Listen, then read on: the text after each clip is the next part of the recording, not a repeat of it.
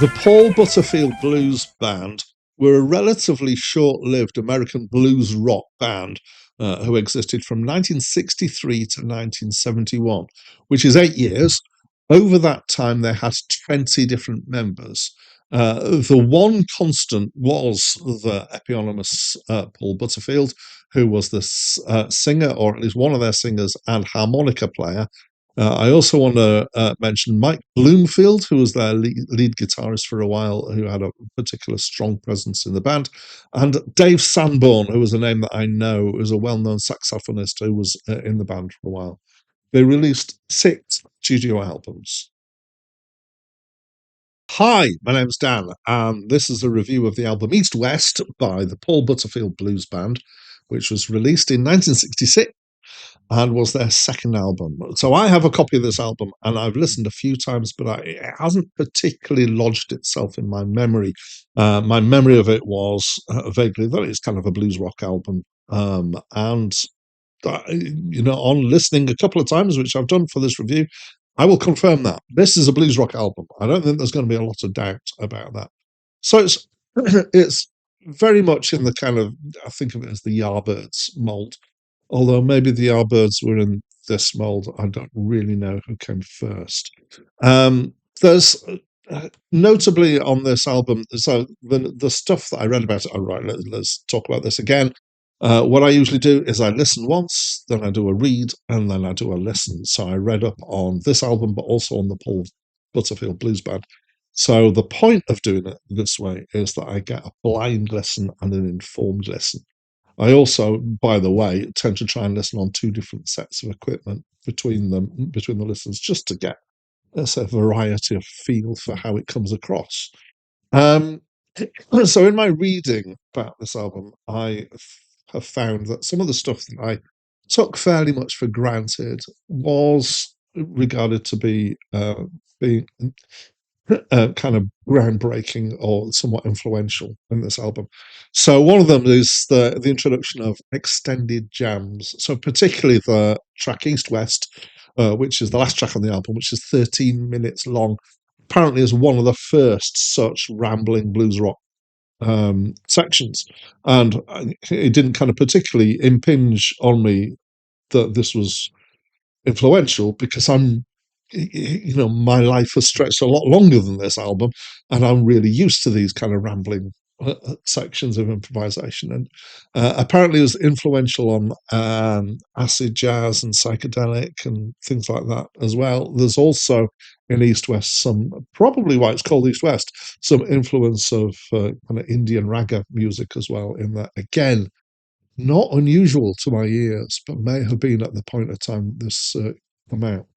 The rest of the tracks, most of them are more kind of self-contained blues numbers, except for the end of the first side, which is Work Song, which is also an instrumental, and in slightly unusually for a blues rock album, I would say. Although it's got a 12-bar blues pattern to it in terms of the chords, it's actually more jazzy, and quite a bit of that is the feel of the drumming, but some of the instrumentation, or the way that it's been played, is kind of more jazz-like. It's kind of a cross between jazz and blues. And apparently this was the influence of their new drummer for this album, a guy called Billy Davenport, who was more into jazz than their previous drummer. It still has, the whole thing has a kind of looseness and laid backness for the feel of it that I would say is possibly more Grateful Dead than Rolling Stones. Similarly, possibly more Allman Brothers than Eric Clapton. I think that this is, I feel like in my head that this is quite a subtle distinction here. Um, and maybe, if I hadn't been, if I hadn't listened to so much blues rock in my life, which I have listened to quite a lot, then it may be that I wouldn't have picked up on this. It may be that other people would pick up on this easier, or it may be that I'm, fooling myself on this. But I feel like that this is indicating there might be a subtle difference between British, British blues rock, British blues rock, and American blues rock.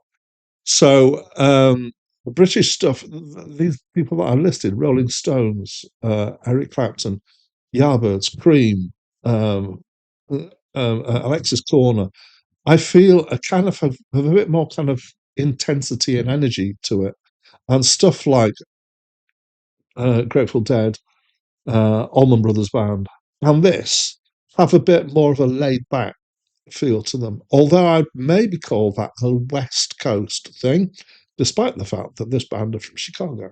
So maybe they feel more West Coasty. I think that this is subtlety, and maybe I'm fooling myself. Um, to kind of more solid ground. The singing's okay. I didn't think that it was particularly that special. I don't think it necessarily needs to be for blues rock. It's kind of it works and it's fine. The harmonica playing is strong, so Paul Butterfield is good at that. I felt like it was a bit less. There were a couple of times that I thought he reminded me a bit of Jim Morrison of the Doors, but without the presence, just kind of in tone of that. The thing that Jim Morrison, when I've listened to his stuff, I've gone through this list, is he's always kind of struck me how much presence he's got. Anyway, back to this album. So I enjoyed it a decent amount. It's a decent album of decent blues rock.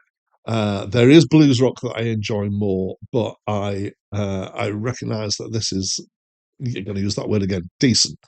And I tip my hat that I haven't got in acknowledgement that this was an influential album that I didn't know beforehand before I did my read. So that's what I think of this album. As always, I'd love to know what you think. So will you please let me know by leaving me a comment. That's it from me. Bye for now. Woke up this morning, I looked round for my shoes. You know I had those mean old walking blues, yeah. Woke up this morning, I looked round for my shoes.